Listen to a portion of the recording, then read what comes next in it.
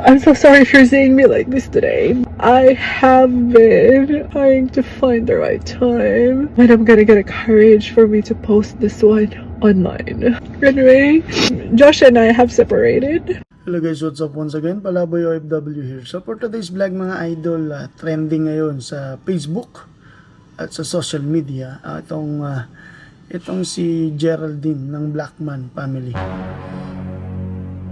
At alam naman po nating lahat na sikat sa buong pamilya at sa buong mundo itong Blackman family dahil sa mga nakakatuwa nilang video, no?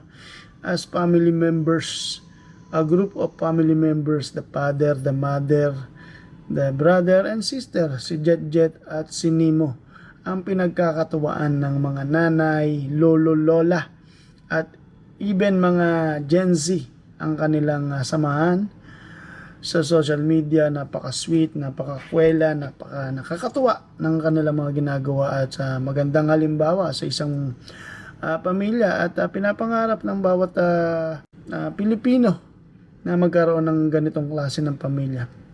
Pero sa kabila ng yon ay mayroon pa itong tinatagong sakit sa kanilang pamilya o sa relasyon between Geraldine at ni Josh ng Blackman family. Pero hindi natin alam yun.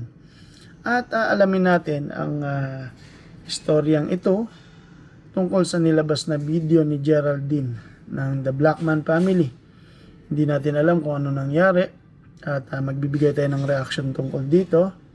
Siguro naman, sa mga nakakaalam, comment down below kung ano yung exactly nangyari kasi hindi pa nagbibigay ng official. Pero wala pang malinaw na dahilan.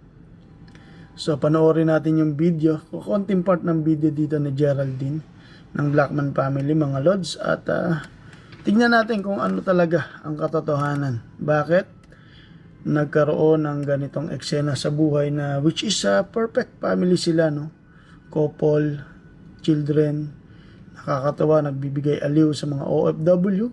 Nakatulad ko, sinusubaybayan ko to sila mga 2 years na. And then suddenly napanood ko itong video ni Geraldine. Kaya pala napapansin ko nung mga recent posts ng Blackman family is throwback videos na yung mga nilalabas nila 2023, 2022. Maliit pa si Josh tsaka si Nemo nun. Ay, maliit pa si Jet tsaka si Nemo. Pero tignan natin yung video ni Geraldine. I'm so sorry for seeing me like this today.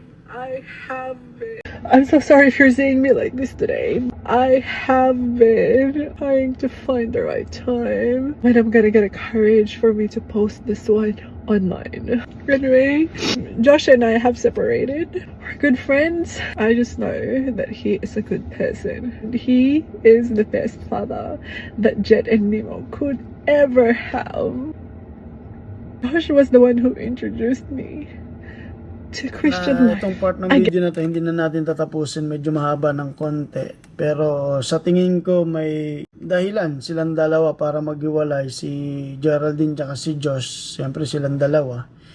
Hindi siguro nagkaintindihan. Siguro talagang nasakal na rin to si Josh na sa social media. Medyo ipit na siguro to si Josh. Disclaimer lang, this is my personal opinion mga lods.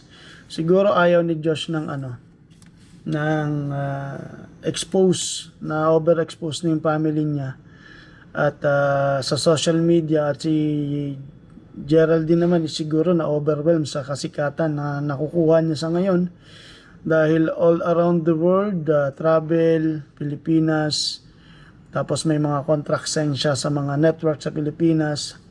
Siguro hindi na kinaya ni Josh yung schedule ng Blackman family, no, sa social media. Talagang expose na sila at siguro naguluhan na si Josh, talagang stress na siguro. At siguro ito naman si Madam Geraldine is syempre committed, naka-contract sign, hindi pwedeng humindi sa mga commitments na binigay sa kanya ng mga TV stations. Hindi natin alam, di ba, na kailangan sundin yung kontrata. At siguro nasakal na si Josh. Ayaw na siguro ni Josh ng social media, parang naguluhan na siya, ganito, ganyan. At siguro para sa kinabukasan ng bata kasi talagang kahit saan sila magpunta kasama yung dalawa eh. Siguro ayaw na ni Josh na i-expose pa yung dalawang bata. Gusto ni Josh na mag full time siguro sa school. Yun, opinion ko lang to. Kayo mga lods, anong opinion nyo sa palagay nyo? At bakit nangyari ito sa perfect family at napakasayang pamilya ng Blackman family, no? So ngayon, kumuha ako ng mga comments sa bidyong ito para sa Blackman family. Nakakagulat, di ba? Nakakalungkot. Lalo na sa part ni Geraldine. Ay, what to do? Basahin natin yung komentaryo ng isang netizen. At first, I thought it was just a prank. Kala ko nga din, prank eh. But it turned out to be true that the Blackman family had separated. I watched the entire video, hoping that in the end they would say it was just a joke. But they didn't. I'm so sorry for what happened. 2025 has been a year of many separations. Hindi natin alam. Ewan ko bakit 2025, puro hiwalayan, di ba? Ay, nako. Sana nga prank lang to, di ba, mga lods? Famous or not, many couples separate on and off the camera. Even those who are never on social media. Tama.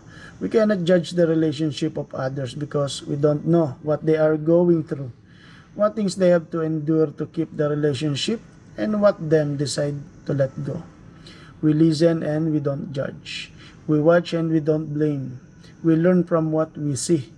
We focus on our own relationships and pray for ourselves and for others as well. No one wants to go through this, no one. So, tama. Sana maging maayos pa sila at sana talagang joke lang to dahil hindi magandang tignan ng Blackman family na happy, good vibes lang yung pinapakita sa social media ngayon na iba na. Hindi na magiging maganda yung magiging content ni Geraldine kung ipagpapatuloy niya ang Facebook page nila. 'Di ba? I guess Josh is just tired. Take a social break. Maybe that's what your family need. I pray that everything will go well for your family. Sana nga at nagpahinga lang si Sir Josh ng Blackman family at ang dalawa nilang anak dahil maraming makakamiss sa kanilang mga kulitan at mga travel. Especially dun sa dalawang bata na nakakatawa, napaka-jolly at Pilipinong-Pilipino ang galawan. So ayun lang mga lods, ikaw anong opinion mo dito sa Blackman family? Alright? So, PBK 2.0 here, Palaboy OFW, and Drop Some Steel, Brian Puntanar. Mabuhay mga lods!